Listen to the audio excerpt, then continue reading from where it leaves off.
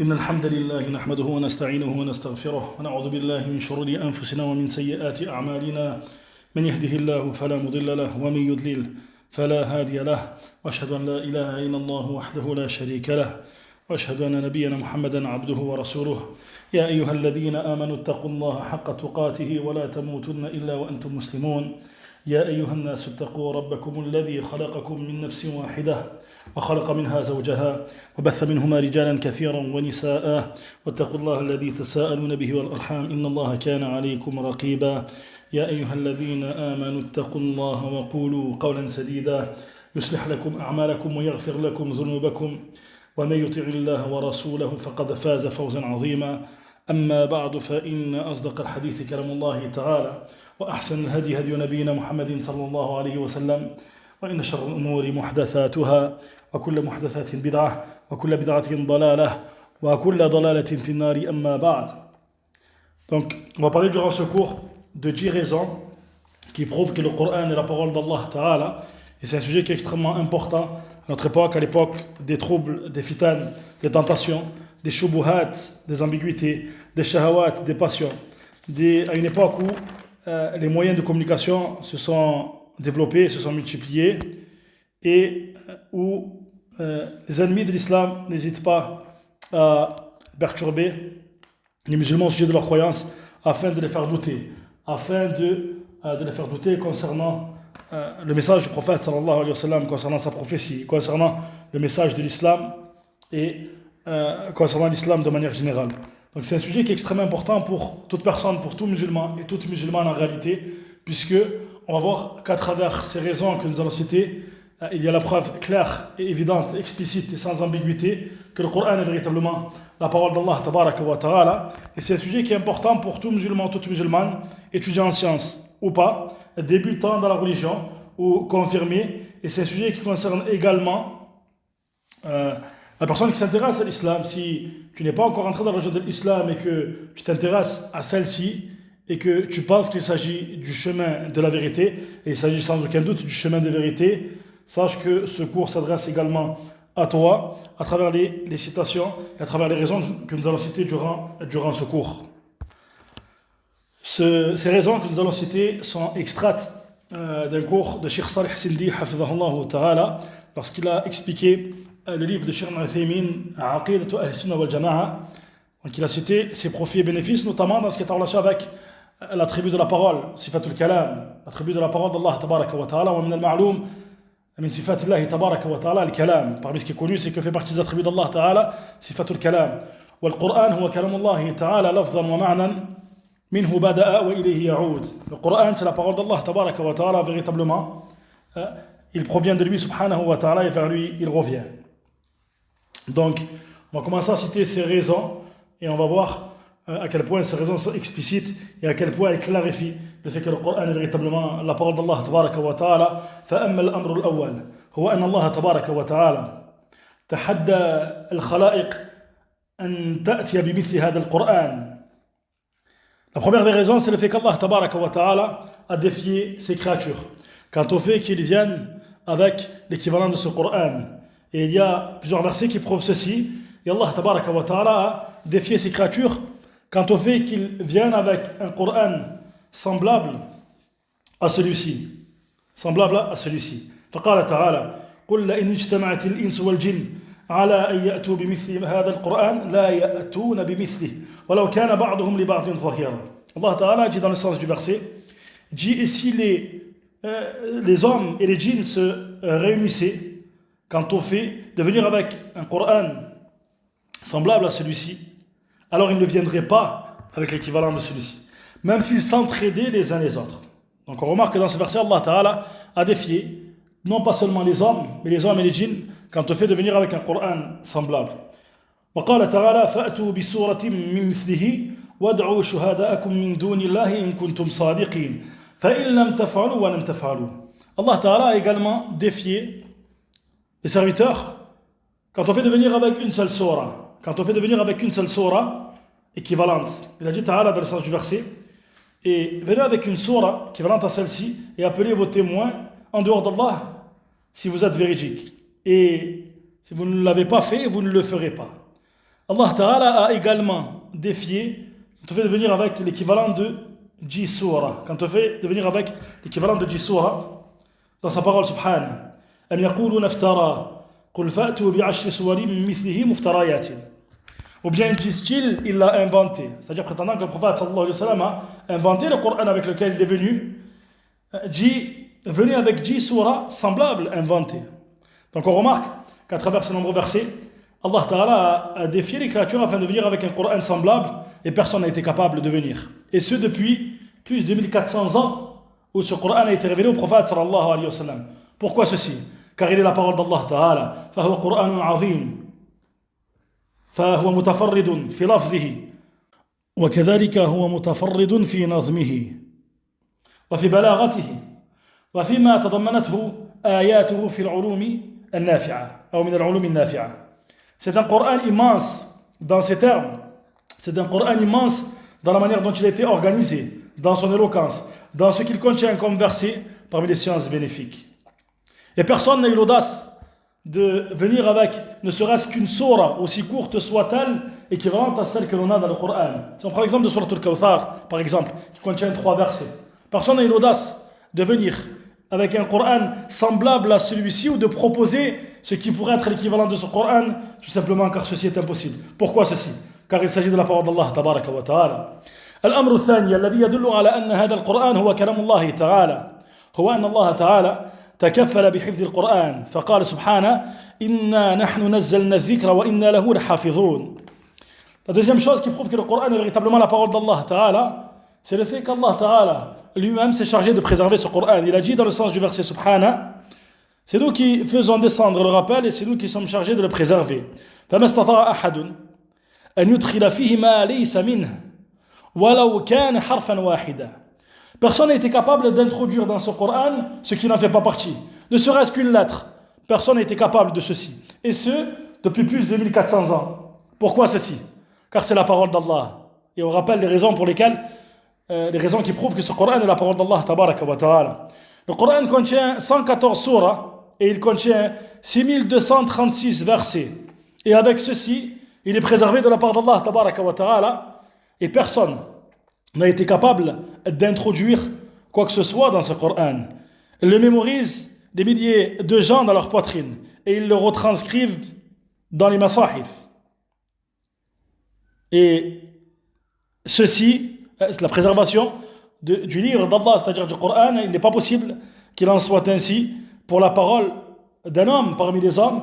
Ainsi, ceci prouve qu'il s'agit de la parole d'Allah Ta'ala. الأمر الثالث الذي يدل على أن هذا الكتاب العظيم هو كلام الله تبارك وتعالى هو أنه سالم من وجود خطأ أو نقص أو تناقض أو اختلاف. La troisième chose qui prouve qu'il s'agit véritablement de la parole d'Allah tabaraka wa ta'ala est le fait qu'il est préservé de toute erreur, de toute diminution, de toute contradiction ou autre que ceci. فهو كتاب عظيم وما استطاع أحد مع كثرة أعداء المسلمين ما استطاع أحد أن يجد خطأ فيه. Avec le grand nombre d'ennemis de l'islam et des musulmans, personne n'était capable de trouver une erreur dans ce Coran. أفلا يتدبرون القرآن ولو كان من عند غير الله لوجدوا فيه اختلافا كثيرا. Allah Ta'ala nous dit dans le sens du verset, ne médite-t-il pas sur le Coran et s'il proviendrait d'autres qu'Allah, il trouverait certes plusieurs contradictions. C'est pour cela que lorsque la personne a l'impression qu'il y a une erreur dans le Coran ou une contradiction ou autre, ceci ne peut émaner qu'à cause de son manque de science, ou alors un manque de compréhension de sa part, ou alors une maladie dans son cœur. Et ceci est également valable avec la sunna, c'est-à-dire qu'il n'y a pas de contradiction entre le Coran et le Coran, c'est-à-dire entre les versets les uns les autres, et également entre le Coran et la sunna authentique du prophète sallallahu alayhi wa sallam, et également entre la sunna authentique et la sunna authentique. Si la personne a l'impression qu'il y a une contradiction, une erreur, ceci émane ou alors de son manque de compréhension, ou alors de son manque de science, ou alors d'une maladie qu'il a dans son cœur. نسأل الله السلامة والعافية. أما الأمر الرابع الذي يدل على أن هذا الكتاب هو كلام الله تبارك وتعالى فهو ما اشتمل على جملة من الآيات الكونية النفسية أو ما يسمى بالإعجاز العلمي العظيم.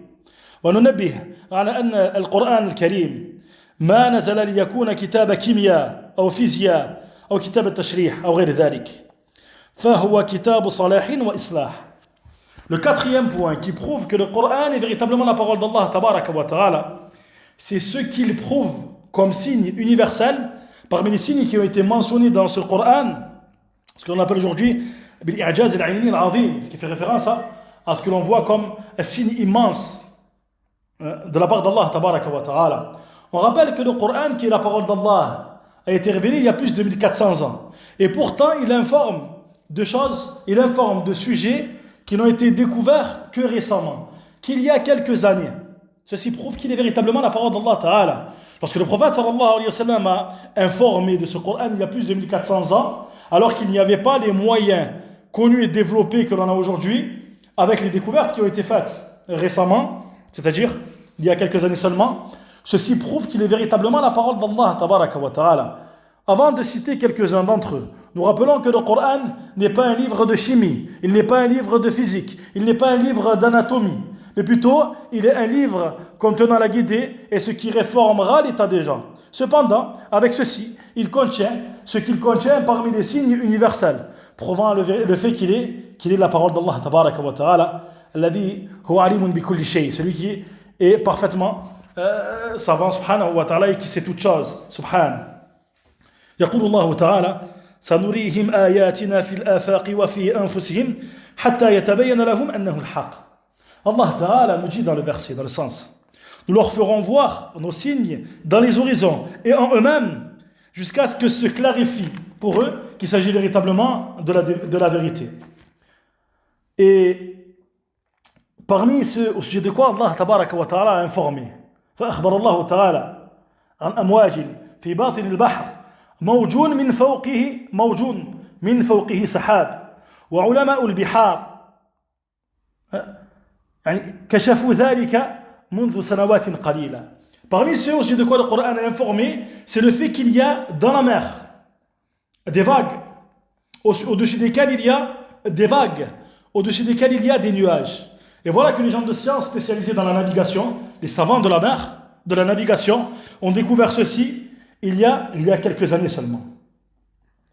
وكذلك أخبر الله تبارك وتعالى عن الأطوار التي خلق فيها الإنسان وقد خلقكم أطوارا وقال تعالى يخلقكم في بطون أمهاتكم خلقا من بعد خلق في ظلمات ثلاث. قال الإمام الطبري رحمه الله تعالى وقد خلقكم أطوارا يعني حالا بعد حال طور نطفة وطور علقة وطور مضغة. Allah Ta'ala nous dit dans le sens du verset, il vous a certes créé à travers des étapes, à travers des cycles et des étapes. Et dans le sens de l'autre verset, il vous a créé dans les ventres de vos mères, création après création dans 3 ténèbres. Concernant la parole d'Allah Ta'ala, وَقَدْ خَلَقَكُمْ أَطْوَارًا, c'est-à-dire par étapes, l'imam al-Tabari, l'imam al-Mufassirin, l'imam des exégètes, nous dit au sujet de ce verset, c'est-à-dire état après état, dans l'état de la goutte, puis l'état de l'adhérence, puis l'état de ce morceau de chair, al-mudra. Et voilà que la création de l'être humain dans le ventre de sa mère, ces détails-là ont été découverts il y a quelques années seulement. وأخبر الله تبارك وتعالى عن البرزخ الدقيق فقال تعالى مرج البحرين يلتقيان بينهما برزخ لا يبغيان. De la même manière qu'Allah تبارك وتعالى a informé au sujet de cette barrière, dans le sens du verset, donc de cette barrière précise, dans le sens du verset, il nous dit subhana, il a donné libre cours aux deux mers pour se rencontrer. Et il y a entre les deux, c'est-à-dire ces deux mers, une barrière qu'elles ne dépassent pas. Et ceci également a été découvert par les gens de science spécialisés dans la navigation. فكذلك صعود الإنسان في الطبقات العليا فيقل له الأكسجين فيقول الله تبارك وتعالى يعني إذا صعد في طبقات العليا فيقول سبحانه يجعل صدره ضيقا حرجا كأنما يصعد في السماء. الله أكبر. Parmi ce qu'Allah tabaraka wa ta'ala a informé, c'est le fait que, et on peut extraire ce sens du verset où Allah azza wa jal rappelle, il dit dans le sens, il fait que sa poitrine est étroite et serrée, comme s'il montait, il s'efforçait de monter vers les cieux. Et parmi ce qui est connu, C'est le fait que lorsque la personne monte en altitude, voilà que ses besoins en oxygène augmentent et que son oxygène pour lui diminue, comme s'il avait un besoin plus intense. Donc comme si son besoin en oxygène était plus intense. ويقول الله تبارك وتعالى والسماء بنيناها بأيد وإنا لموسعون. Et les cieux, nous les avons créés avec force, et certes nous sommes ceux qui élargissent.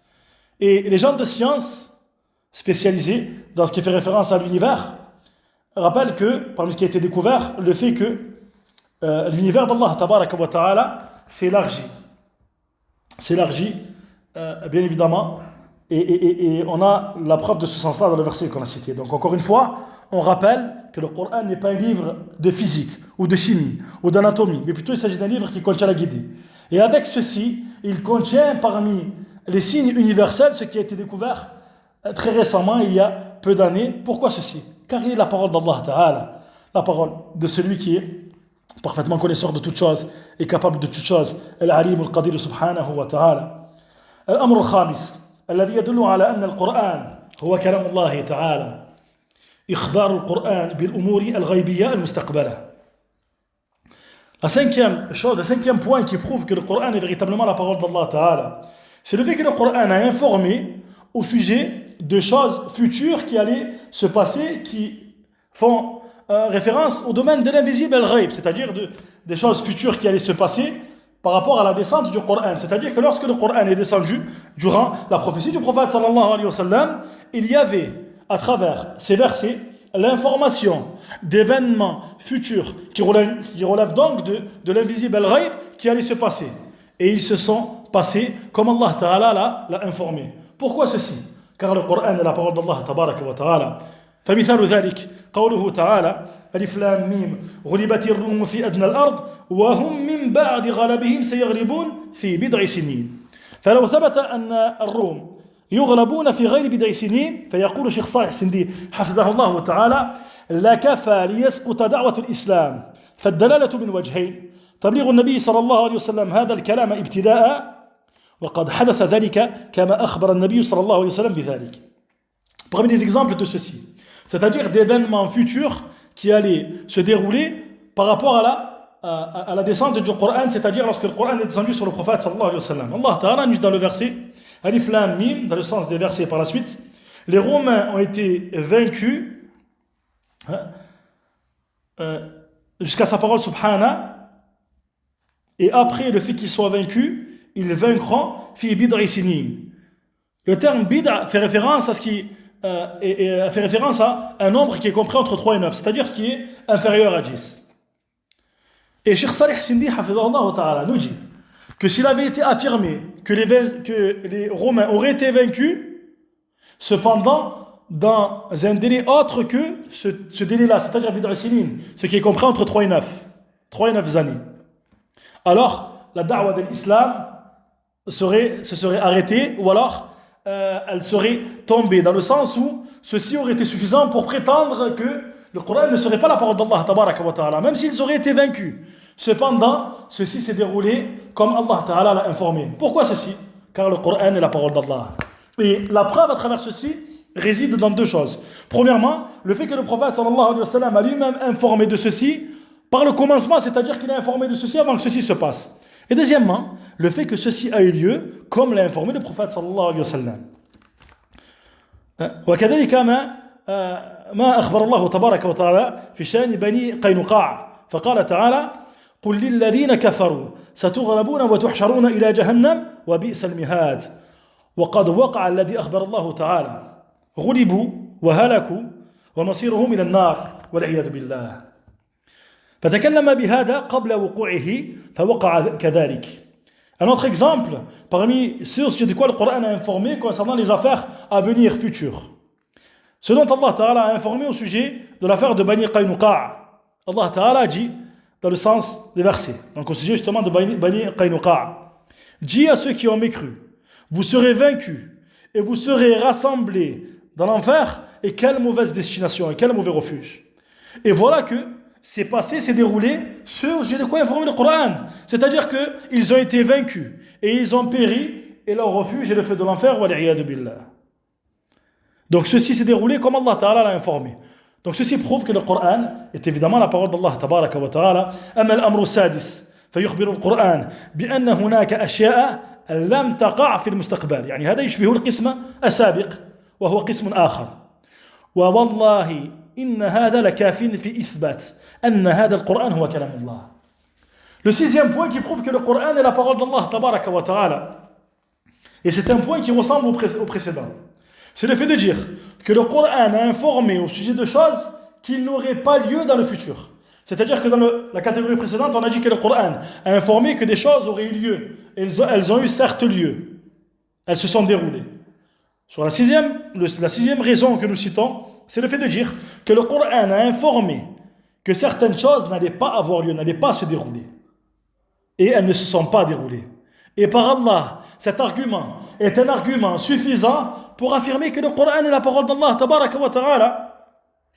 مثال ذلك ما أخبر الله تعالى عن أبي لهاب سيصلى نارا ذات لهب وما قبلها من الآيات. فهذه الآية نزلت سنوات قبل موت أبي لهاب. ومفاد هذه الآية أن أبا لهب كافر وسيبقى كافرا ولم يسلم إلى أن يموت ويصلى بعد ذلك نارا ذات لهب. L'exemple de ceci, c'est au sujet, les versets au sujet desquels Allah Tabaraka wa Ta'ala a informé l'affaire de Abu Lahab, a informé au sujet de l'affaire de Abu Lahab, lorsqu'il dit Ta'ala dans le sens du verset, et il brûlera dans un feu plein de flammes. Ce verset-là et ce qui a précédé, dans Surat al-Masad, ont été révélés avant la mort de Abu Lahab. On ne parle pas de versets qui ont été révélés, qui sont descendus après la mort de cet homme qui est mort dans un état de mécréance. Mais on parle de versets qui sont descendus durant son vivant. Durant son vivant. Et ces versets informent qu'il fera partie des gens du feu. Que signifie ce verset? Qu'est-ce que l'on comprend à travers ce verset? On comprend que Abu Lahab va rester dans cet état de mécréance jusqu'à sa mort et qu'il ne rentrera pas dans la religion de l'islam jusqu'à sa mort et qu'il périra et qu'il brûlera dans un feu plein de flammes. وأبو لهاب كان يكره النبي صلى الله عليه وسلم فكان يكره النبي صلى الله عليه وسلم وكان يكره الإسلام وكان حريصا على سقوط دعوته فبإمكانه أن يقول محمد أنني سأصلى نارا ذات لهب وأنا أشهد أن لا إله إلا الله وأنا محمد رسول الله ويقول ذلك كاذبا ومع ذلك ما فعل ذلك. لماذا؟ لأن الذي تكلم بهذا القرآن هو الذي يعلم ما سيكون ولأن الذي تكلم بهذا القرآن هو الذي قلب أبي لهب بين أصبعين من أصابعه يقلبها كيف يشاء سبحانه وتعالى. Donc ces versets sont descendus durant le vivant de Abu Lahab. Et avec ceci, il n'est pas rentré dans la religion de l'islam. Abu Lahab était un homme qui était ardent quant au fait de vouloir détruire la da'wa de l'islam, l'appel à la religion de l'islam. Il était ardent quant au fait de faire preuve d'inimitié. Il détestait le prophète sallallahu alayhi wa sallam, il détestait la religion de l'islam. Il lui était possible de dire, alors que ces versets sont descendus durant son vivant, qu'est-ce qu'il lui était possible de faire? Il aurait pu dire, Mohammed prétend, c'est-à-dire en parlant du prophète sallallahu alayhi wa sallam, Mohammed prétend que je vais mourir dans un état de mécréance et que je vais brûler dans un feu plein de flammes. Et quant à moi, j'atteste qu'aucune divinité ne mérite d'être adorée en dehors d'Allah. Et j'atteste que Mohammed est le messager d'Allah.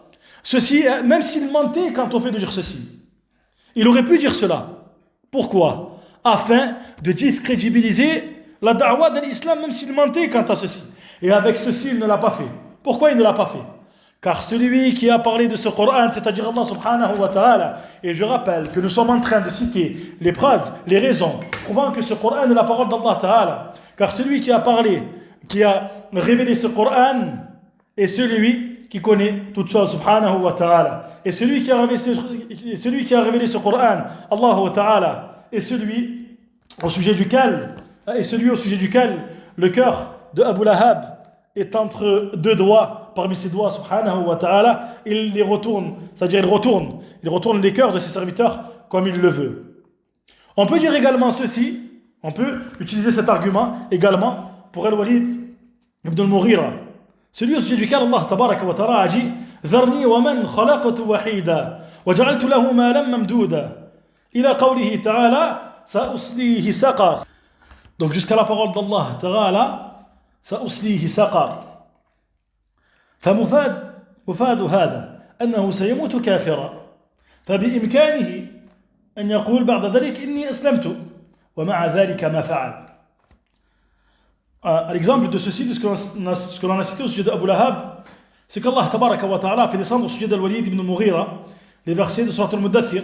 Dharni wa man khalaqatu wahida, laisse-moi avec celui que j'ai créé seul.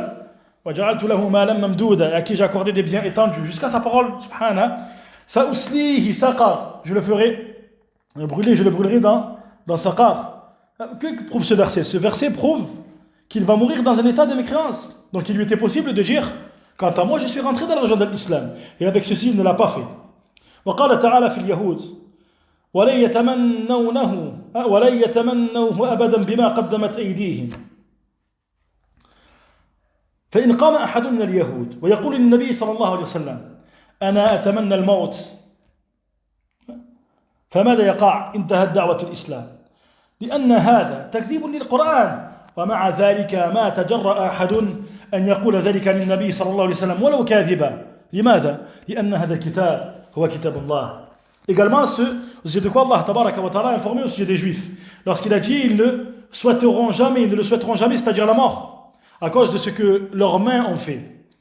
Si quelqu'un parmi les Juifs serait venu voir le prophète sallallahu alayhi wa sallam et aurait dit quant à moi je souhaite mourir, comme Cheikh Salih Sindi le rappelle, il nous dit si quelqu'un aurait l'audace de dire ceci au prophète sallallahu alayhi wa sallam, alors la da'wa de l'islam aurait été terminée, car ceci constitue un démenti du Coran.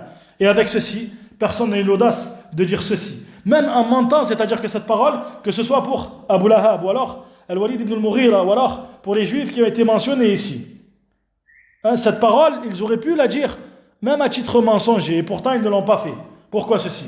Car ce livre est la parole d'Allah, tabaraka wa ta'ala. أما الأمر السابع فهو سموع تشريعاته وكمال أحكامه وشمولها لكل مناحي الحياة. فعجيب شأن القرآن، فكل أحد يجد شيئا عجيبا في هذا الكتاب اللغوي والطبيب وغيرهما.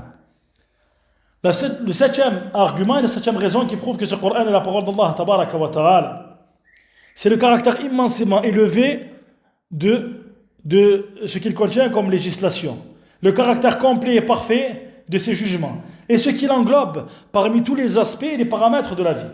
Qu'est étonnant l'affaire de ce Coran.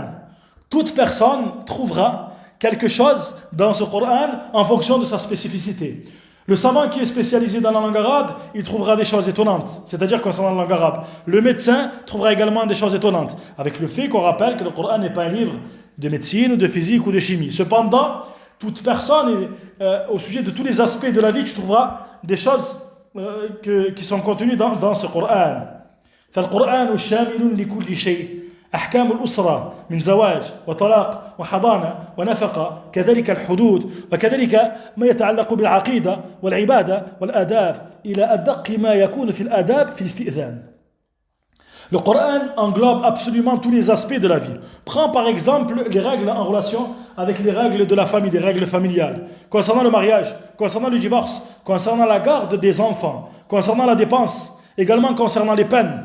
Tu trouveras également dans ce Coran ce qui fait référence à la croyance, à l'aqida, à l'adoration, au comportement. Tu trouveras même parmi les comportements ce qui fait partie de ce qu'il y a de plus précis, comme ce qui est en relation avec le fait de demander la permission avant de rentrer auprès d'une personne. فلا يمكن أن يكون شخص مع بلاغته وعلمه وذكائه أن يأتي بمثل هذا القرآن. ونظام القرآن يكون شاملا للأفراد والمجتمع.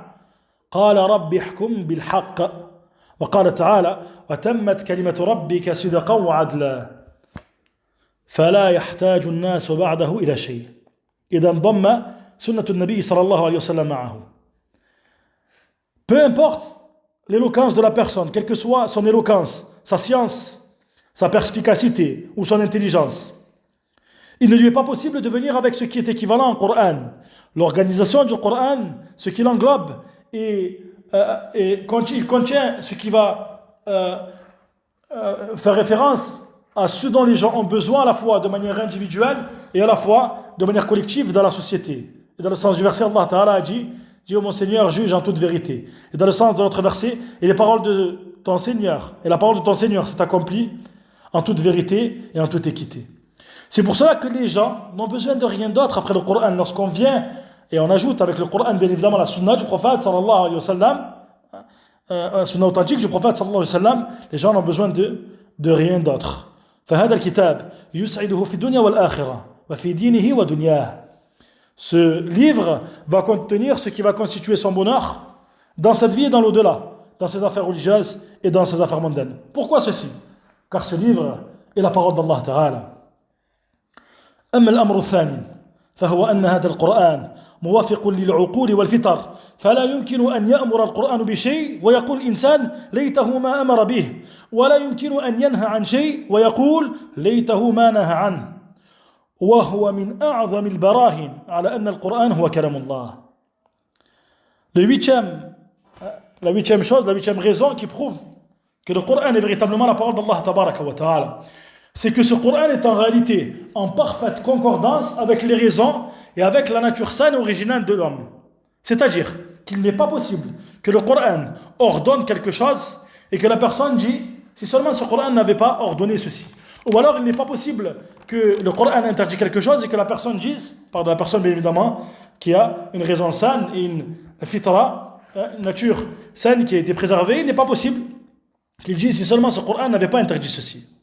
Et ceci fait partie des plus immenses arguments prouvant quoi? Prouvant le fait que le Coran est la parole d'Allah tabaraka wa ta'ala. لماذا؟ لأن الله تعالى تكلم به وهو الذي خلق هذا الخلق وأعطاهم هذه العقول فكانت هناك ملائمة بين ما تكلم به الله تعالى وما تقبله العقول وتسلم به الفطر فمن يؤمن بهذا القرآن يجد راحة وطمأنينة.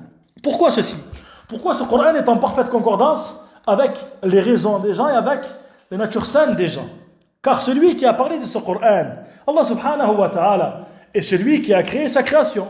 Et lorsqu'il est subhanahu wa ta'ala, celui qui a créé sa création, il est subhanahu wa ta'ala celui qui a accordé cette raison à ses serviteurs. Ainsi, il y a une parfaite concordance entre ce qu'Allah tabaraka wa ta'ala a mentionné dans ce Coran et ce que les raisons acceptent et ce au sujet de quoi se soumettent la nature saine des gens. Ainsi, quiconque croit en ce Coran, il trouvera alors un repos et il trouvera alors une tranquillité dans ce Coran. أما الأمر التاسع تأثيره العجيب على النفوس. القرآن له سلطان عظيم وأي سلطان على النفوس وليس على قلوب الناس الضعيفة فقط. فيقول الله تبارك وتعالى لو أنزلنا هذا القرآن على جبل لرأيته خاشعا متصدعا من خشية الله. ويقول الله تبارك وتعالى والله نزل أحسن الحديث كتابا متشابها مثانية تقشعر منه جلود الذين يخشون ربهم ثم تلين جلودهم وقلوبهم إلى ذكر الله. La neuvième raison prouvant que le Coran est véritablement la parole d'Allah tabaraka wa ta'ala, c'est son impact immense sur les âmes, sur les gens. Le Coran a un pouvoir, a un impact immense. Et quel impact sur les gens? Mais plutôt nous disons que l'impact du Coran ne se résume pas au fait d'impacter les cœurs faibles des gens. Allah Ta'ala nous dit dans le sens du verset. Et si nous avons fait descendre ce Coran sur une montagne, tu l'aurais vu fendu, par crainte d'Allah Tabaraka wa Ta'ala. Khashi'a, soumise, fendue par crainte d'Allah Tabaraka wa Ta'ala. Et Allah Ta'ala nous dit dans le sens de notre verset. Allah fait descendre le meilleur des discours, un livre dont les versets se ressemblent et se répètent, au sujet desquels la peau des gens s'attendrissent, ou plutôt au sujet desquels tremble la peau des gens, c'est-à-dire la peau des personnes qui craignent leur Seigneur. Puis elles s'attendrissent, c'est-à-dire que leur peau et leur cœur s'attendrissent au rappel d'Allah Tabaraka wa Ta'ala. Donc quel impact immense a le Coran sur les gens, sur les âmes, sur les cœurs, et pas seulement mais même sur les montagnes. فهو حقا يهدي للتي هي أقوم والتأثير يقع حتى مع الكفار الذين ما آمنوا به يتأثر منه حتى إن لم يفهم ولا يوجد ذلك في كلام البشر. الإنسان يختم مرات كثيرا ولا يمل منه كأنه قرأه لأول مرة. L'impact du Coran sur les gens ne se résume pas simplement au fait d'impacter les croyants, au fait d'impacter ceux qui ne raisonnent pas comme les montagnes par exemple. Ce Coran guide vers ce qu'il y a de meilleur. Tu verras même que parmi les négateurs, il y a ceux qui ne comprennent pas le Coran et pourtant qui sont impactés lorsqu'ils écoutent. Et ceci est quelque chose de clair, de visible. Ceci est quelque chose dont on témoigne. Tu verras parfois parmi les négateurs ceux qui, lorsqu'ils écoutent le Coran, sont impactés par celui-ci. Pourquoi ceci? Car il s'agit de la parole d'Allah tabaraka wa ta'ala. Car il s'agit de la parole du Seigneur de l'univers subhanahu wa ta'ala. Et tu ne trouveras en aucun cas ceci à travers la parole des gens. Et tu remarqueras à travers l'impact du Coran que la personne va répéter, va multiplier la lecture du Coran à plusieurs reprises. Et pourtant, il ne se lasse pas de lire le Coran. Et ça, c'est quelque chose que l'on voit également à travers les personnes qui ont l'habitude et qui sont habituées à lire le Coran. Lorsqu'il va le lire, c'est comme s'il le lisait pour la première fois. Et prends par exemple la parole du plus éloquent des hommes. Il va te raconter une belle histoire qui va t'impacter. Il va te la raconter une fois. Il va te la raconter 2 fois, 3 fois ou 4 fois. La première fois, lorsque tu vas l'entendre, tu vas être impacté par cette histoire-là. Peut-être également la deuxième fois. Puis tu vas te lasser d'écouter cette histoire. Tu n'auras pas le même impact. Et tu ne reviendras plus sur cette histoire, car elle ne t'impactera pas comme tu as été impacté la première fois. Tandis que le Coran, tu vas le lire. Et tu le lis encore et encore. Et à chaque fois, lorsque tu le lis, c'est comme si c'était la première fois que tu le lisais. Pourquoi ceci? Car il s'agit de la parole d'Allah tabaraka wa ta'ala. Et ceci prouve que le Coran est la parole d'Allah. أما الأمر العاشر والأخير من هذا الدرس أن الله تبارك وتعالى يسر هذا القرآن للذكر فإذا أقبل الإنسان بالصدق إلى القرآن يجده سهلا جدا تجد من الناس من الشيوخ ما يكون أمية ويتعلم ويستطيع أن يقرأ القرآن أما غير القرآن فهذا شيء آخر فيقول الله تعالى وَلَقَدْ يَسَّرْنَا الْقُرْآنَ لِلذِّكْرِ فَهَلْ مِن مُدَّكِرٍ. Quant à la 10e raison que nous citons durant ce cours, prouvant que le Coran est véritablement la parole d'Allah tabaraka wa ta'ala et ce n'est pas la parole d'un homme, c'est le fait qu'Allah ta'ala a facilité ce Coran à titre de rappel. Allah ta'ala nous dit dans le sens du verset, nous avons certes facilité le Coran à titre de rappel, y a-t-il quelqu'un pour se rappeler? C'est-à-dire que lorsque la personne se dirige vers le Coran en toute véracité, sincèrement pour Allah tabaraka wa ta'ala, il trouvera alors que le Coran est très facile dans sa lecture, dans sa méditation, dans sa mémorisation. Tu trouveras parmi les gens ceux qui ont atteint un grand âge, celui qui est illettré, la yaktub wa la yaqra fil asl, il n'écrit pas, il ne lit pas. Et avec ceci, il va apprendre et il va être capable de lire le Coran. Tu prends cette même personne et tu lui demandes de lire autre chose, il n'en sera pas capable. Il n'en sera pas capable. Mais plutôt, on pourrait même également rajouter qu'il y a parmi les personnes des gens qui ne sont pas arabes à la base, qui ne parlent pas la langue arabe, qui rentrent dans la religion de l'islam à un âge très avancé. Il n'a pas appris la langue arabe dans sa vie. Et peut-être que malgré son âge, 60, 70 ans en plus, il va être capable de mémoriser le Coran. Allahu Akbar. Pourquoi ceci? Car le Coran est la parole d'Allah tabaraka wa ta'ala. Tu ne trouveras pas ceci avec une autre parole que la parole d'Allah ta'ala. Donc ceci prouve, et avec les raisons qu'on a citées précédemment, qu'il s'agit de la parole d'Allah tabaraka wa ta'ala. وزيد على ذلك أن القرآن يقرأ بأوجه متعددة قراءات عديدة ولا يكون ذلك إلا من كلام الله تبارك وتعالى. Tu peux rajouter avec ceci le fait que le Coran, c'est un livre qui peut être lu de plusieurs manières, de plusieurs lectures. Et tu ne trouves pas ceci à travers la parole des hommes. Tu prendras la parole d'un homme, tu ne peux pas la lire de telle ou telle manière. Tandis que la parole d'Allah tabaraka wa ta'ala, tu la liras avec telle lecture ou avec telle lecture et tu profiteras de profits, de bénéfices et d'essences qui vont venir s'ajouter. Et tu ne trouves pas ceci. Tu ne trouves pas ceci dans la parole de l'homme et tu trouves ceci seulement avec le Coran. Pourquoi ceci? Car il s'agit de la parole d'Allah tabaraka wa ta'ala. Donc ceci, à travers ces raisons que l'on a citées, ces 10 raisons que nous avons citées, nous avons cité ces raisons afin de rappeler, de prouver clairement, de citer des raisons qui prouvent clairement que le Coran est la parole d'Allah tabaraka wa ta'ala. On ne doute pas de ceci. Il n'incombe pas aux musulmans de douter de ceci, wal'iyadu billah. Mais cependant, comme on l'a dit, avec les moyens de communication aujourd'hui, avec l'ardeur et le côté ardent des ennemis de l'islam qui sont ardents afin de faire douter les musulmans au sujet du livre d'Allah, au sujet de la prophétie du prophète sallallahu alayhi wa sallam, au sujet même de l'existence d'Allah subhanahu wa ta'ala wal iyadu billah, tu verras qu'ils vont chasser, qu'ils vont attraper dans leur filet ces gens qui sont faibles dans leur foi. والله المستعان فنسأل الله السلامة والعافية ولذلك قال الله تعالى وقال الرسول يا ربي إن قوم اتخذوا هذا القرآن مهجورا. Allah Ta'ala nous dit dans le sens du verset. Et le messager a dit oh mon Seigneur, certes mon peuple s'est écarté, a pris ce Coran mahjoura, c'est-à-dire qu'il s'est écarté de ce Coran. Et sache que le fait de s'écarter du Coran peut signifier le fait de s'écarter de sa lecture, signifier le fait de s'écarter de sa méditation, le fait de s'écarter de son application et autres parmi les sens. Et ça c'est un chapitre, ce sujet-là, ce sujet dont nous avons parlé durant ce cours est un sujet extrêmement important. C'est un sujet extrêmement important et c'est un sujet qui va permettre à celui qui écoute ce sujet-là, ce cours-là, qui écoute ce qui est en relation avec ces sujets-là et qui veut le bien, ça va lui permettre de renforcer sa foi, ça va lui permettre d'augmenter sa foi par la permission d'Allah tabaraka wa ta'ala. وَلِذَلِكَ يَقُولُ اللَّهُ تَعَالَى قُلْ هُوَ لِلَّذِينَ آمَنُوا هُدًى وَشِفَاءٌ وَالَّذِينَ لَا يُؤْمِنُونَ فِي آذَانِهِمْ وَقْرٌ وَهُوَ عَلَيْهِمْ عَمًى فَالنَّاسُ عَلَى قِسْمَيْنِ.